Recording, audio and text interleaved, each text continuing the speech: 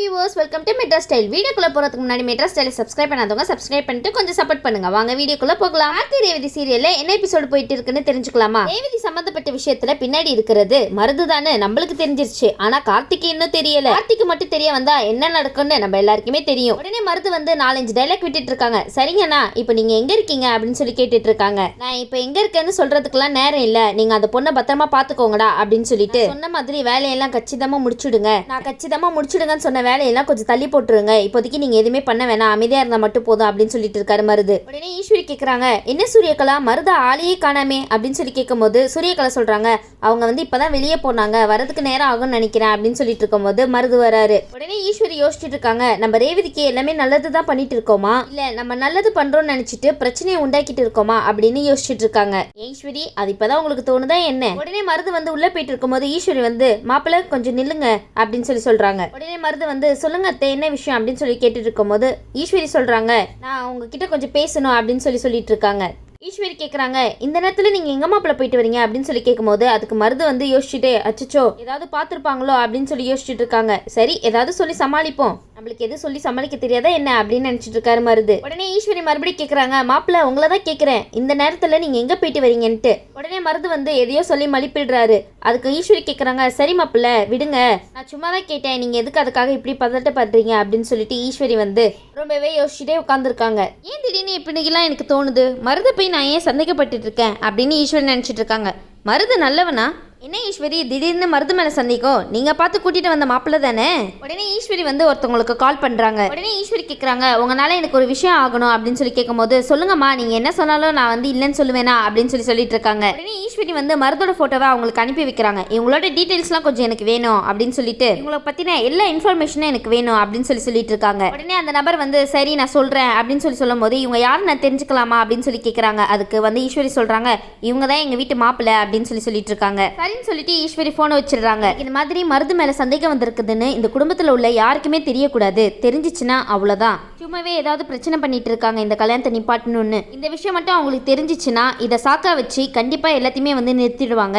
அதுக்கு நம்ம விடக்கூடாது, நம்ம ஃபர்ஸ்ட் இதை தெரிஞ்சுக்கணும் அப்படின்னு சொல்லிட்டு இருக்காங்க ஈஸ்வரி. ஈஸ்வரி நினைக்கிறாங்க, இது கூட நான் என்னோட பொண்ணோட வாழ்க்கைக்காக தான் நான் பண்றேன் அப்படின்னு சொல்லிட்டு இருக்காங்க. பொண்ணோட வாழ்க்கைன்னு சொல்லிட்டு உங்க பொண்ணோட வாழ்க்கையை நீங்களே வீணாக்கிட்டு இருக்கீங்களே ஈஸ்வரி. மருது வந்து நினைக்கிறாங்க, ஒருவேளை வந்து ஈஸ்வரி அத்தைக்கு நம்ம மேல டவுட் வந்துருச்சோ அப்படின்ட்டு. இந்த ஈஸ்வரி அத்தைக்கு எவ்வளவு சொத்துகள் இருக்கு, இது எல்லாத்தையும் ஆளக்கூடிய ஆளு நான் மட்டும்தான். எப்படியாவது நான் ரேவதியை கல்யாணம் பண்ணி அவங்க சொத்து எல்லாத்தையும் என் பேர்ல எழுதி வச்சிடணும் அப்படின்னு சொல்லி நினைச்சிட்டு இருக்காரு மருது. ஈஸ்வரி அத்தையோட சொத்துக்காக மட்டும்தான் நான் ரேவதியை கல்யாணம் பண்ணவே ஒத்துக்கிட்டேன், இல்லனா அவளை யாராவது கல்யாணம் பண்ணுவாங்களா அப்படின்னு நினைச்சிட்டு இருக்காரு மருது. அவர் பாட்டுக்கு மருது ஏதோ நினைச்சிட்டு கால் மேல கால் போட்டுட்டு உட்கார்ந்துட்டு இருக்காரு அசால்ட்டா. ஏன் மருது, சொத்தெல்லாம் உங்க பேர்ல வேற வந்துரும்னு ஆசை இருக்கோ? ஈஸ்வரிக்கு கொஞ்சம் கூட மூஞ்சே சரியில்லை, அவங்க மூஞ்ச ரொம்பவே சேடா வச்சுக்கிறாங்க. சரின்னு சொல்லிட்டு ரூம்குள்ள போய் கதவை சாத்திக்கிறாங்க.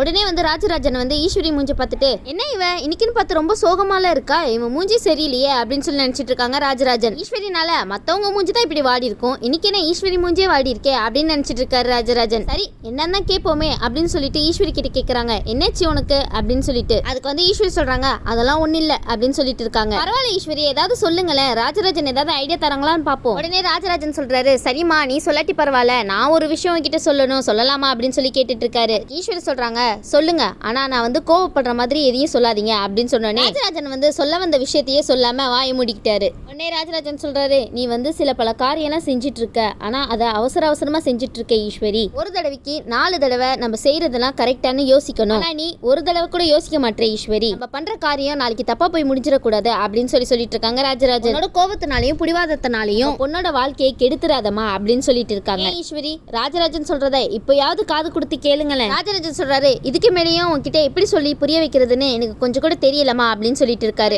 ராஜராஜன் சொல்றாரு, நீ ரொம்ப புத்திசாலி ஈஸ்வரி, நான் சொல்லி உனக்கு தெரியணும்னு அவசியம் இல்ல, உன்னோட வீண் கோவத்தினால நீ எடுக்கிற முடிவு எல்லாமே வந்து தப்பாதான் ஆகுது, நான் சொல்றது உனக்கு புரிஞ்சிருக்கும்னு நினைக்கிறேன் அப்படின்னு சொல்லிட்டு இருக்காரு ராஜராஜன். ராஜராஜன், சில பேருக்கு எவ்வளவு சொன்னாலும் புரியவே புரியாது. ஏற்கனவே ஈஸ்வரிக்கு மருது மேல திடீர்னு சந்தேகம் வந்து அவரை பத்தி திங்க் பண்ணிட்டு இருக்காங்க. ஆனா ராஜராஜன் சொன்னதுக்கு அப்புறம் அச்சோ இன்னும் நம்ம தப்பு பண்ணிட்டோமோன்னு ரொம்ப திங்க் பண்ண ஆரம்பிச்சிட்டாங்க. உடனே மருது நினைச்சிட்டு இருக்காரு, நம்மளுக்கு நிறைய தேவைப்பட்டு இருக்கே, இப்ப அதுக்கான பணத்துக்கு நம்ம எங்க போவோம் அப்படின்னு சொல்லி யோசிச்சுட்டு இருக்காரு. விஷயம் எடுத்தாலும் முதல்ல பணம் இருக்கான்னு தான் பாக்குறானுங்க. சரி இதுக்கு என்ன பண்ணலாம் பண்ணலாம் இப்போ அப்படின்னு சொல்லிட்டு ரொம்பவே யோசிச்சுட்டு இருக்காங்க மருது. உடனே மருது நினைக்கிறாங்க, அட இந்த விஷயத்த நம்ம மறந்துட்டோமே, நம்ம தான் இந்த வீட்டு மாப்பிள்ளையாச்சு, நம்ம அத்தை கிட்ட இல்லாத பணமா காசா, நம்ம அத்தை என்ன கேட்டாலும் நம்மளுக்கு தருவாங்க, அப்ப எதுக்கு தேவையில்லாம நான் கவலைப்பட்டு இருக்கேன் அப்படின்னு சொல்லிட்டு இருக்காங்க மருது. எப்படி இருந்தாலும் அவங்க பாதி சொத்தை எனக்கு தான் எழுதி வைக்க போறாங்க பிற்காலத்துல, ஆனா அதையே நம்ம இப்பயே கேட்டு வாங்கிக்க கூடாது அப்படின்னு யோசிச்சுட்டு இருக்காங்க மருது. உடனே மருதுக்கு ஒருத்தர் கால் பண்றாரு, என்னப்பா கேட்டதெல்லாம் ரெடி ஆயிடுச்சா இல்லையா, நீ என்னப்பா இவ்வளவு நாள் டிலே பண்ணிட்டு இருக்க, நீ எந்த வீட்டுல இருக்க, எப்படிப்பட்ட வீட்டுல இருக்கேன்னு எனக்கு நல்லாவே தெரியும், உனக்கு அந்த வீட்டுல நிறையவே கிடைக்கும்னு எனக்கு தெரியும், ஆனா எங்களுக்கு தர வேண்டியதை தரமாட்டியே, ஒழுங்கா எங்களுக்கு தர வேண்டியதை தந்துட்டேன்னா எந்த பிரச்சனையும் பண்ணாம நாங்க அமைதியா இருப்போம், ஆனா இந்த விஷயத்தை வச்சு நாங்க பிரச்சனை பண்ணிட்டோம்னு வச்சுக்கோயேன், உனக்கு தான் ஆபத்து, பாத்துக்கோ, ஈஸ்வரி அத்தை வேற ரொம்ப கோவக்காரங்கன்னு கேள்விப்பட்டேன், உண்மையாப்பா அப்படின்னு சொல்லி கேட்டுட்டு இருக்காங்க. ஆனா மருது மிரட்டுறது யாருப்பா, மருதையே மிரட்டுற அளவுக்கு ஒருத்தவங்களுக்கு தைரியமா?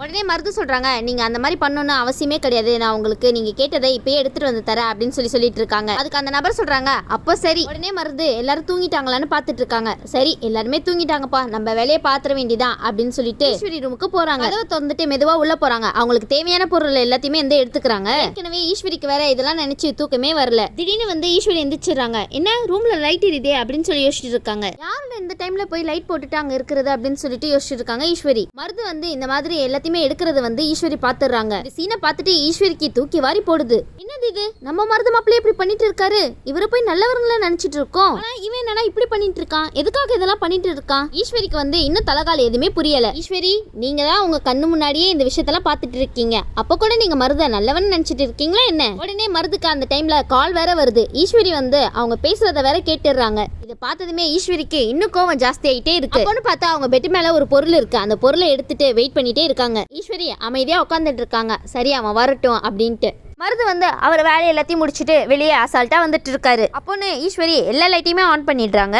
உடனே மருதுக்கு அச்சுச்சோ யார் அது இந்த நேரத்துல லைட் போட்டது அப்படின்னு சொல்லி சுத்தி புத்தி பாக்குறாங்க. அப்ப பார்த்தா ஈஸ்வரி இருக்காங்க. என்ன மாப்பிள்ள இந்த ரூம்ல இருந்து எதையும் எடுத்துட்டு வரீங்க போலயே அப்படின்னு சொல்லி கேட்டுட்டு இருக்காங்க. மருதுக்கு கை கால் ஒண்ணுமே புரியலப்பா. உடனே ஈஸ்வரி கேக்குறாங்க, அந்த பேக்ல என்ன மாப்பிள்ள இருக்கு, கொஞ்சம் காமிக்கிறீங்களா எனக்கு அப்படின்னு சொல்லி கேட்டுட்டு இருக்காங்க. அதுக்கு மருது சொல்றாரு, இல்லத்த நான் சும்மா தண்ணி குடிக்க தான் வந்தேன் அப்படின்னு சொல்லிட்டு இருக்காரு. பிரியா மாப்பிள்ள அந்த பேக்ல இருக்கிறத நீங்க என்கிட்ட கேட்டு இருந்தாலே கொடுத்துருப்பேனே, நீங்களா போய் எடுக்கணும்னு என்ன அவசியம் அப்படின்னு சொல்லி கேட்டுட்டு இருக்காங்க. உடனே மருது எதுவுமே தெரியாத மாதிரி நடிக்கிறாங்க. என்னத்த நீங்க இப்படி பேசிட்டு இருக்கீங்க, நான் என்ன எடுக்க போறேன் இந்த வீட்டுல அப்படின்னு சொல்லி கேட்டுட்டு இருக்காரு. உடனே ஈஸ்வரி குரலை உயர்த்தி, ஏ மருது என்கிட்டயே உன் வேலையை காமிச்சிட்டு இருக்கியா, நீ போன்ல பேசிட்டு இருந்தியே அது யார் ஃபர்ஸ்ட் அதை சொல்லி நீ அப்படின்னு சொல்லி கேட்டுட்டு இருக்காங்க. உடனே மருது என்ன சொல்றதுன்னு தெரியாம இதெல்லாம் வேற இவங்க கேட்டுட்டாங்களோ அப்படின்னு சொல்லிட்டு இருக்காங்க. உடனே ஈஸ்வரி சொல்றாங்க, நீ தான் இது எல்லாத்துக்குமே காரணமா? ஈஸ்வரி பாட்டு மருத வெளுத்து வாங்கிட்டு இருக்காங்க. ஆனா இவ்வளவு சவுண்ட் கேட்டுமா வீட்டுல உள்ளவங்க யாரும் எந்திரிக்கல. உடனே ஈஸ்வரி மருத தடுத்து நிறுத்துறாங்க. உடனே டக்குன்னு ஒரு சவுண்ட் கேட்ட உடனே ஈஸ்வரிக்கு முழிப்பு வந்துருது. அட கனவா, நான் கூட கொஞ்ச நேரத்துல உண்மையில நினைச்சிட்டேன்.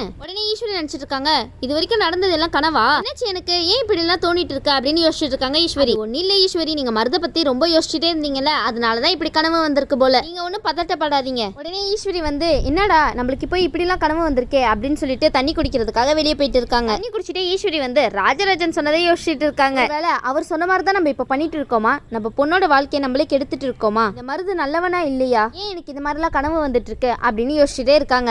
பார்த்து யோசிச்சுட்டு நல்ல முடிவா எடுங்க ஈஸ்வரி. ஈஸ்வரி நல்ல முடிவு எடுக்கிறாங்களா இல்லையான்னு, நம்ம ராஜராஜன் பேச்சை கேட்கறாங்களா இல்லையான்னு பார்ப்போம். இந்த வீடியோ உங்களுக்கு பிடிச்சிருந்துச்சுன்னா மறக்காம மெட்ராஸ் ஸ்டைல லைக் பண்ணுங்க, ஷேர் பண்ணுங்க, சப்ஸ்கிரைப் பண்ணிடுங்க. தேங்க்யூ.